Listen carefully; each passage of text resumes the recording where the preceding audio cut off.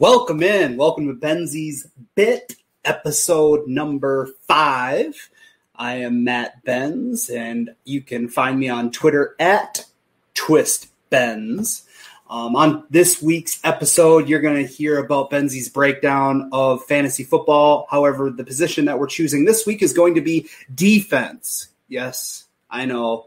The electric position in a fantasy football roster of defense. Most of the time in that aspect, you can find your defenses right off the waiver wire, but I'm going to go over my top 10 defenses of the week. Also, we're going to go into breaking down some of the current news in the buzz around sports in general. All right, so first and foremost, once again, Twist Benz is my Twitter handle, but I'm also affiliated with Twist Sports Talk. You can find Twist at www.twistsportstalk.com, as well as on Facebook at Twist Sports Talk, Twitter at Twist Sports Talk. We're also affiliated with the TCN, which is the Twin Cities Network. A bunch of awesome shows coming in hot through that network, as well as RTFSportsNetwork.com. RTF, you can find that. All the great shows, including Twist, of course. You've got Just for Clicks, which is another great show, things of that nature. So make sure you check all those out, like them on Facebook, so on and so forth. All right, so getting into Benzie's breakdown of the week, once again, it is on defense in the fantasy world. So at number 10, it pains me to say this, but at number 10, I have my Minnesota Vikings. All right, their ADP, which is average draft position this year so far, is number 8. I don't see them staying at a number 8 for the ADP, but that's where they are, and I've got them at 10. Once again, their notable players on defense is going to be Danielle Hunter, monster defensive end.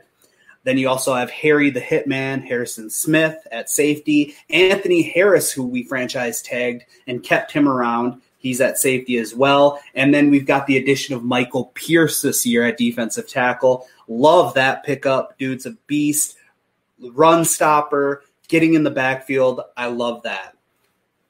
At number 9, I have the New Orleans Saints. Their average draft position is currently number 7. They have Cameron Jordan, defensive end. They have Demario Davis, linebacker, Malcolm Jenkins, safety, and Marshawn Lattimore at cornerback. Star-studded team, a lot of bang for your buck there if you can get them. My big thing with defenses in a fantasy draft is I'm not taking a defense until the far later rounds. Usually I'll even take a defense in the second to last round of the draft simply because you never know what you're going to get necessarily. Now, when we get up to the top 3 defenses, that might be something that I might be willing to reach for if they're there in the later rounds. But defense for me in any kind of format really isn't my target. So once again, at 10, I have the Minnesota Vikings. At 9, I have the New Orleans Saints. At number 8, I have the Dallas Cowboys, which I feel like their defense is a sleeper, especially at an ADP position of number 15. So for the 15th defense off the board to have players like Jalen Smith at linebacker, DeMarcus Lawrence at defensive end, Leighton Vander Esch at linebacker as well, and then they even got Clinton Dix at safety. I know he doesn't seem to have the talent he once had, but that's not to say he has peaked. I think with that cast of defensive players, they are going to have a great fantasy season. At number 7, I have the Kansas City Chiefs. Now, they're an average draft position of number 9, so I have them slightly up on my board. I love the honey badger of Tyrann Mathieu. I like Frank Clark at defensive end, Chris Jones at defensive tackle, Anthony Hitchens at linebacker. Now, last season, when you think back, the Chiefs' defenses started really slow. Now, when they progressed throughout the season, they had more of a splash. They were able to kind of formulate a plan on defense and shut down some players with the schemes they were presenting, hence the reason why they got a ring on their finger. So I know offense there is a big thing, but their defense, I have them slowly creeping up my board. At number 6, I have the Chicago Bears. Now, they're going to need, obviously, a power-packed defense because their offense is so shaky, and their defense is what keeps them into games. That's an NFC North team for the most part. Their defense is what keeps them in games. So I have them at number 6 with an ADP of number 6, so we're agreeing on that. Khalil Mack at linebacker, Danny Trevathan at linebacker, Kyle Fuller at cornerback, Akeem Hicks, who always gives the Vikings a problem at defensive end, and then also Roquan Smith at linebacker as well. So Bears at number 6. At number 5, I have a surprise there at the Buffalo Bills. Now, this season they have an ADP of number 4, and I have them at number 5, so obviously a spot lower. They have Tremaine Edmonds, linebacker, Jordan Poyer, safety, Matt Milano, linebacker, Tre'Davious White, cornerback. I like their defense a lot, especially with the question marks in that league, in that division. So I am going to go with the Bills at 5. At number 4, this is my sleeper of my fantasy football drafts. This is the squad that I've been targeting a lot, especially in the second to last round of the draft, and that is the Indianapolis Colts. Their ADP right now is number 12, the 12th defense to go off the board, and I have them at number 4.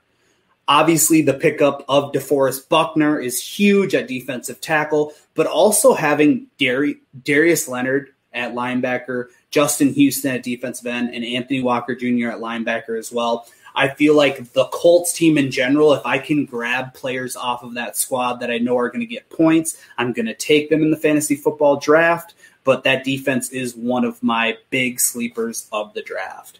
At number 3, I have the Baltimore Ravens. Now, for 1, 2, and 3, all of those are their actual ADPs as well. You got the Baltimore Ravens at 3 with Patrick Queen, who the Packers missed on in the draft. Sorry about that, Green Bay Greg, but he's going to obviously come in and be a plug-and-play player. Also, you got Calais Campbell at defensive end, Marcus Peter at cornerback, and Earl Thomas at free safety, as long as Earl is not shacking up with random broads and his brother. All right, at number 2, I have the Pittsburgh Steelers. They have Devin Bush at linebacker, Cameron Hayward at defensive end, Mika Fitzpatrick, who is just a growing star among the young athletes in the league. And then, of course, you have TJ Watt at linebacker. That team in itself, I think, with Big Ben coming back, being able to manage the clock more on the offensive side of the ball, the defense will have less time on the field. That way they hopefully will stay fresher and put up more points, whether that be fumbles, picks, and sacks, so on and so forth. At number 1, I have the San Francisco 49ers. What a defense in of itself. So consistent throughout last year. Almost, obviously, got themselves a ring. But just to see what they can do against all different types of teams, whether it's a passing offense or a running offense, they shut them down. Notables, obviously, Fred Warner at linebacker, Nick Bosa at defensive end, Quan Alexander at linebacker. That is just some of the notables, obviously, in that star-studded defense. I have great faith that they will easily be the number 1 defense this year. I might have to bite those words, but that's what I got so far and so forth. So that is Benzie's breakdown of the week. That is my defense top 10, whether you like it or not. It's facts, really, because I'm an expert, right? All right. On to Benzie's baller of the week. My baller of the week is going to be a different Watt brother, not TJ from the Pittsburgh Steelers, but it's going to be JJ. JJ Watt is my baller of the week simply because on Friday there was a tweet directed stating that a fan on Twitter said he was pretty sure the Houston Texans defensive end would not kneel during the national anthem. That tweet has since been deleted, of course, but Watt responded and said, "Don't speak for me. If you still think it's about disrespecting the flag or our military, you clearly haven't been listening." And that's brilliant in of itself. I mean, really, to think about it, that's what I've come to learn through all of this George Floyd's murder, things of that nature, is that for Cap back in the day to have taken a knee, my instant reaction to it was, you're disrespecting the military, you're disrespecting our flag. That's not right. But now when I think about it and I actually step back and figure out what's really going on, it has nothing to do with that. It has everything to do with the racial injustice that's going on in our country and worldwide.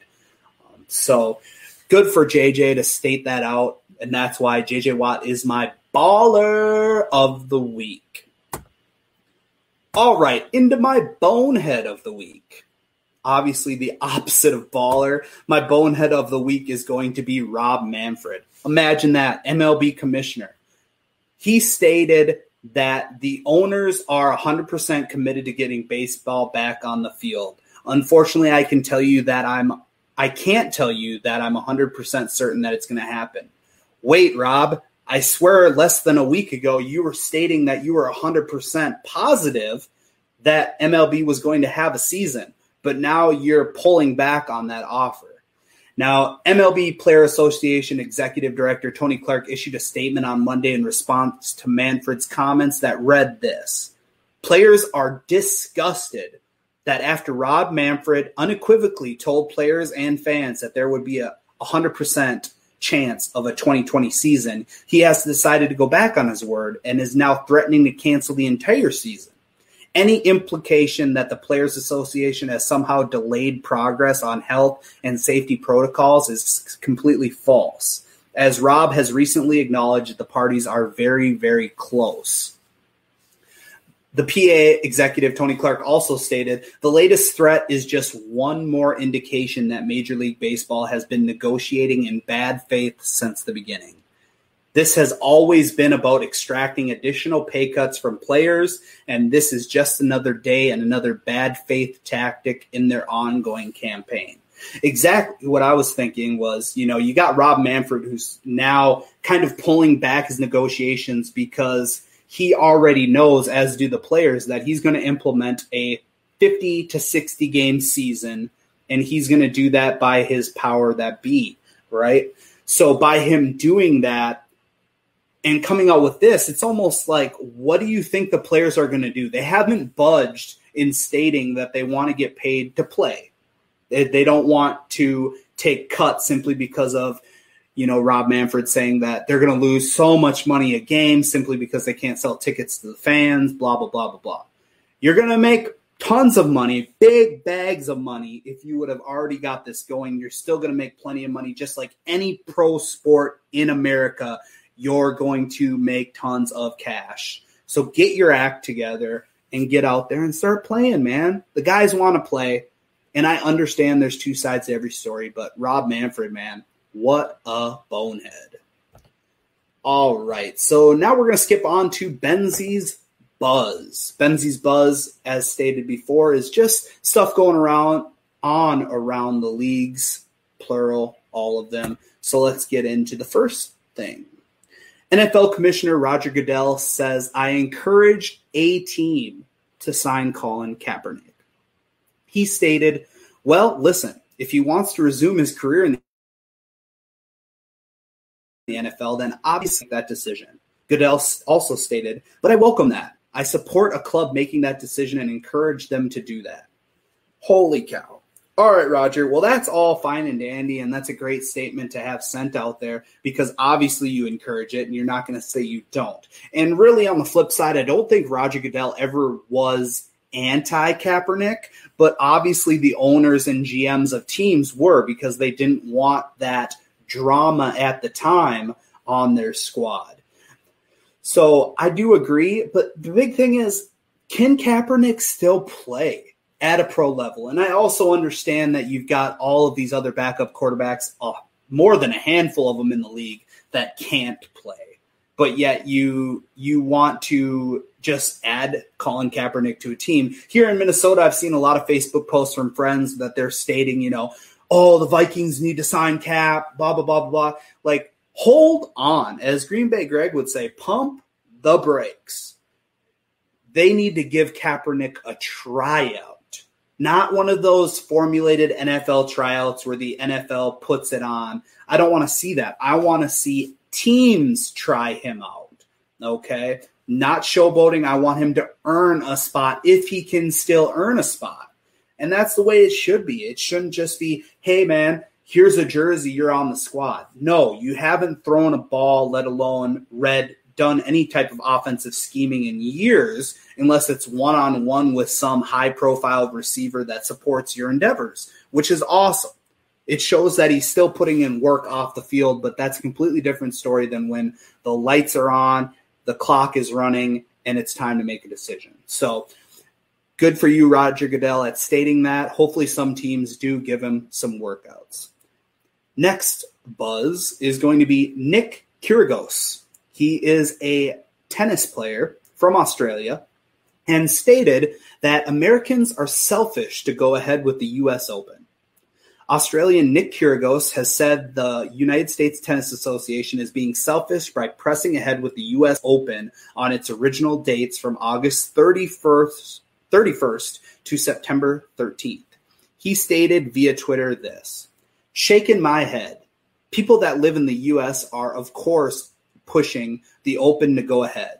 Selfish. I'll get my hazmat suit ready for when I travel from Australia and then have to quarantine for 2 weeks on my return." Okay. So NHL is going to be hopefully pursuing. You've got all these sports, NBA pursuing, things of that nature. They all have international players, correct? So how is this selfish for the U.S. Open to state August 31st through September 13th, they're going to do the U.S. Open? Now, obviously, if he feels that's selfish, he doesn't necessarily have to come, correct? But he obviously wants to. There I go saying obviously a lot, but it's obvious, people, right? Okay, so shaking my head, he'll bring his hazmat suit. That's weird to me because I'm going out into my job, which is my job to show up regardless of what's going on. As long as they say, hey, we need you to come to work, they know what the CDC recommends. They know all these things that are going on. They tell me come into work, I'm going into work. And guess what? I don't get a hazmat suit. I do understand the frustration of having to quarantine for 2 weeks due to him coming internationally. Well, that's a sacrifice you're willing to make millions of dollars to play the sport that you grew up loving and get to continue to make way more than a living wage on. Jeez, Nick, pull it together.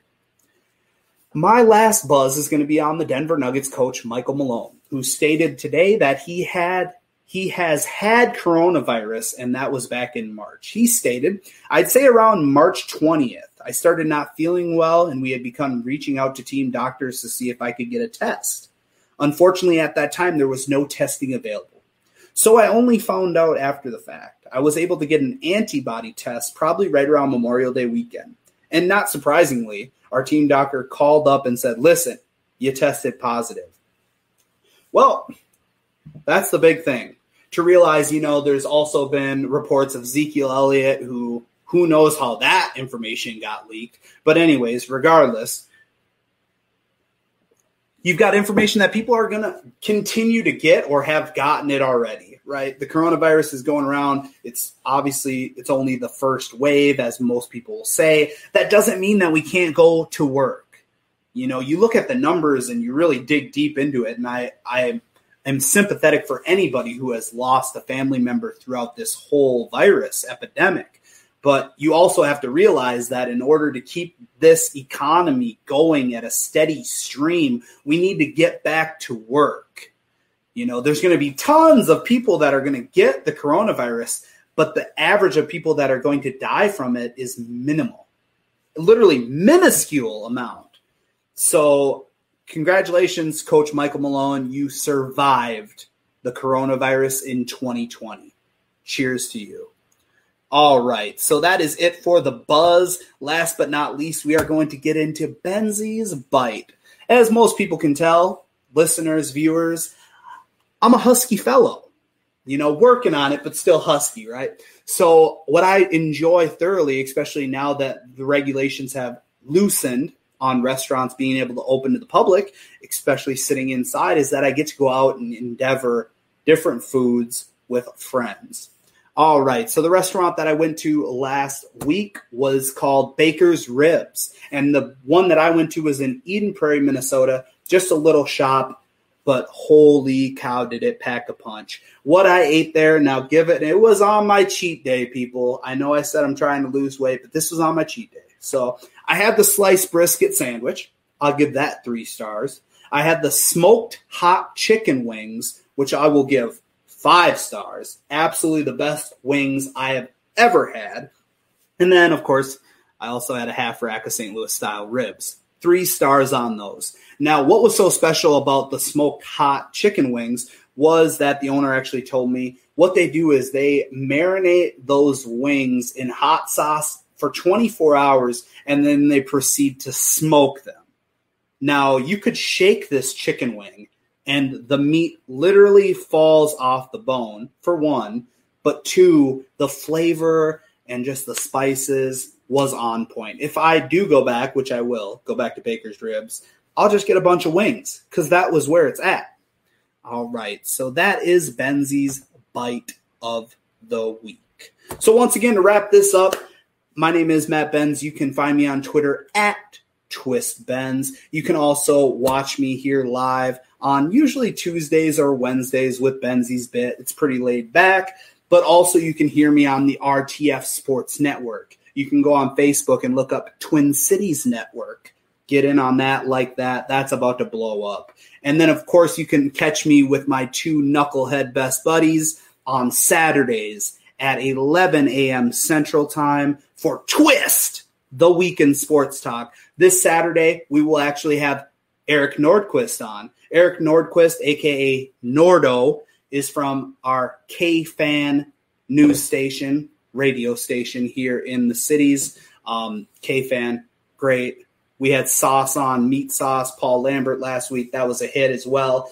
Obviously, we go after the guys that we idolize and pedestalize in the radio and television sports networks. So make sure you check in on Twist on Saturday with Nordo. We're going to be at the fancy MCB studio.